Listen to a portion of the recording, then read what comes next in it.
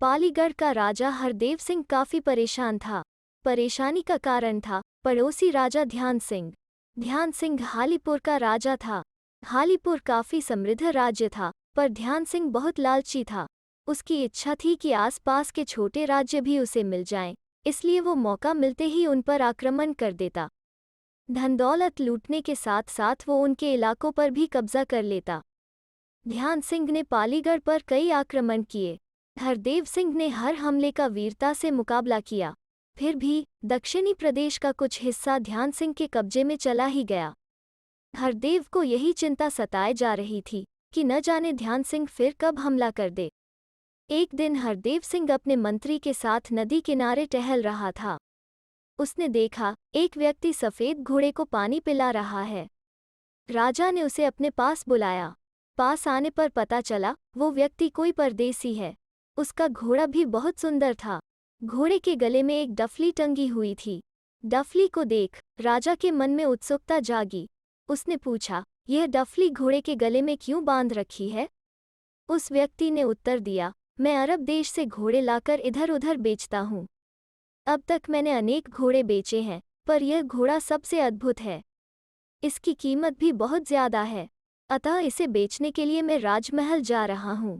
मंत्री ने कहा, महाराज तो तुम्हारे सामने खड़े हैं, इन्हें बताओ क्या विशेषता है इस घोड़े की? प्रणाम करके व्यापारी बोला, महाराज यह घोड़ा डफली की ताल पर नाचता है।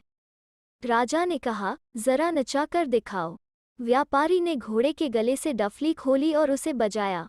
सचमुच घोड़ा नाचने लगा। व्यापारी बोला, इस घोड़े की कीमत 50,000 स्वर्ण मुद्राएं हैं, पर इतनी कीमत मात्र नाचने के कारण नहीं है। इसे युद्ध क्षेत्र के लिए भी विशेष रूप से सधाया गया है। मंत्री ने पूछा, वो कैसे? व्यापारी ने बताया, युद्ध क्षेत्र में यदि इस डफली से विशेष तरह की धुन बजाई जाए तो घोड़ा नाचते नाचते कुलांचे भरने लगता है। उस स्थिति में यह सामने खड़े दुश्मन को रौंद डालता है। फिर चाहे कितने घुड़सवार इसे रोकें, इस पर सवार योद्धा को कोई नहीं पकड़ पाएगा।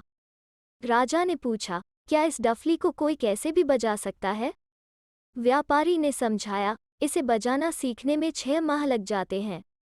जो भी घोड़े को खरीदेगा उसे मैं डफली बजाना सिखाऊंगा।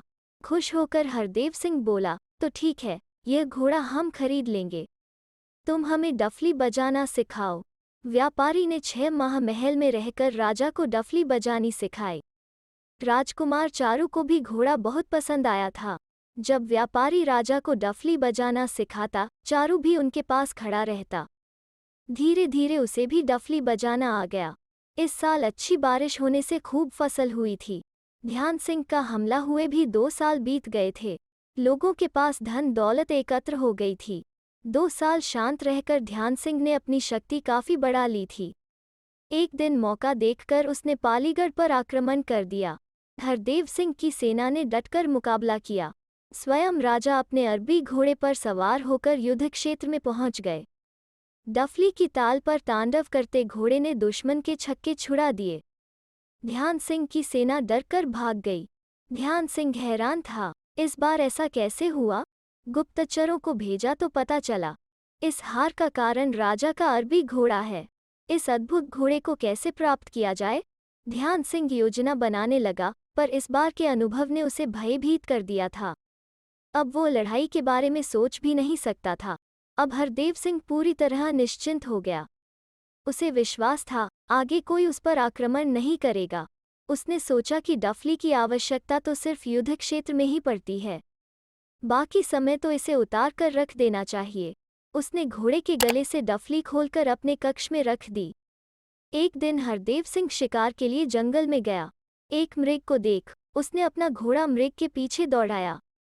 मृग बहुत तेज दौड़ा, दौड़ते दौड़ते जंगल में दूर निकल गया। राजा भी पीछे पीछे था। घने जंगल में वो अंगरक्षकों से बिछड़ गया। जब मृग हाथ नहीं आया तो राजा ने वापस चलने की सोची, पर रास्ता भटक गया। काफी देर चलने के बाद वो एक नदी के पुल के पास पहुंच गया। तभी ध्यान सिंह के कुछ सैनिक वहां से गुजरे। उन्होंने हरदेव सिंह को पहचान लिया। वे राजा को पकड़ने आगे बढ़े। हरदेव सिंह ने अपनी डफली बजानी चाही ताकि घोड़ा रौद्र रूप धारण कर शत्रु को रौंद डाले, पर डफली महल के कक्ष में रखी थी। राजा कुछ और सोचता, इससे पहले सैनिकों ने उसे घेर लिया। पकड़कर ध्यान सिंह के पास ले गए। ध्यान सिंह ने देखा तो उसकी खुशी का पारावार न रहा। घोड़े को छूकर बोला, तो यह है वो जादुई घोड़ा, इस पर हम सवार होंगे, फिर हमें कोई नहीं हरा पाएगा। सेनापति ने कहा, लेकिन महाराज, इसकी डफली तो नहीं है। ध्यान सिंह तो घोड़ा देखकर फूला नहीं समा रहा था। बोला, कोई बात नहीं, हम और डफली बनवा लेंगे। पुरोहित से कहो, शुभ मुहूर्त देखकर बताएं, हम तभी घोड़े पर सवार होंगे। पुरोहित ने आकर कहा, महाराज, 5 दिन बाद देवी का पूजन है। आप इसी अवसर पर देवी से आशीर्वाद लेकर घोड़े पर सवार हों। यह ठीक रहेगा। कहते हुए ध्यान सिंह मुस्कुराया। उसने कटाक्ष करते हुए कहा, हरदेव सिंह से कहना, घोड़े की लगाम पकड़कर आगे आगे चले। हरदेव सिंह मन ही मन क्रोध से जल भुन गया। उधर पालीगढ़ में जब राजा के गुम होने की खबर पहुंची तो महल में सन्नाटा छा गया। रानी और राजकुमार बहुत उदास हो गए। जब उन्हें पता चला कि राजा को ध्यान सिंह के सैनिक पकड़ ले गए हैं तो वे और भी चिंतित हुए। राजकुमार चारू को इस बात का दुख था कि महाराज जंगल में डफली साथ लेकर क्यों नहीं गए, लेकिन अब क्या हो सकता था।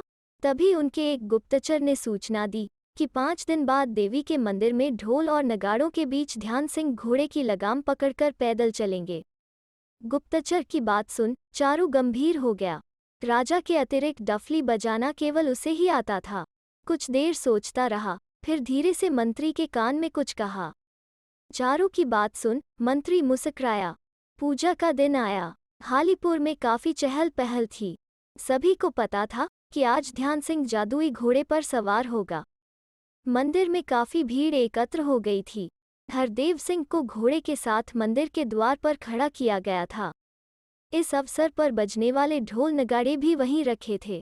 पुजारी ने पूजा कराई। तभी लंबी दाढ़ी वाला एक साधु एक घोड़े को लेकर मंदिर में पहुंचा। घोड़े की पीठ पर एक बड़ा सा ढोल बंधा था। साधु बोला, यह मंगलकारी ढोल है, शुभ अवसर पर अपने आप बजने लगता है। राजा ने सुना तो कहा, आज शुभ अवसर है, यह क्यों नहीं बज रहा। साधु बोला, ढोल बजो। ढोल बजने लगा। सभी हैरान थे, ढोल अपने आप कैसे बज रहा है। मौका देख साधु हरदेव सिंह के पास पहुंचा और धीरे से कुछ कहा। हरदेव सिंह समझ गया, ढोल बजता जा रहा था। ध्यान सिंह घोड़े पर सवार होने के लिए आगे बढ़ा, तभी ढोल का स्वर बदल गया। उससे डफली की लय ताल विशेष धुन में बदल गई। अरबी घोड़ा नाचने लगा। घोड़े की लगाम तो हरदेव सिंह के हाथ में थी ही, तुरंत वो घोड़े पर सवार हो गया। घोड़ा कुलांचे भरने लगा। ध्यान सिंह के सैनिक ढोल को तोड़ने दौड़े, पर कुलांचे भरते अरबी घोड़े ने दुलत्तियां मार मार कर उनका बुरा हाल कर दिया। ध्यान सिंह को कुछ समझ नहीं आ रहा था। वो असहायों की तरह सब कुछ देखता रहा।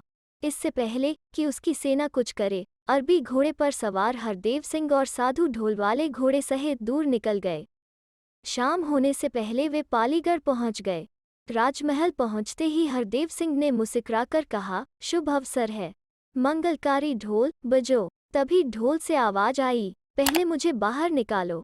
ये आवाज राजकुमार चारू की थी, जो ढोल के अंदर छिपकर बैठा था। साधु के वेश में कोई और नहीं, स्वयं मंत्री था। हरदेव सिंह ने दोनों को गले लगा लिया।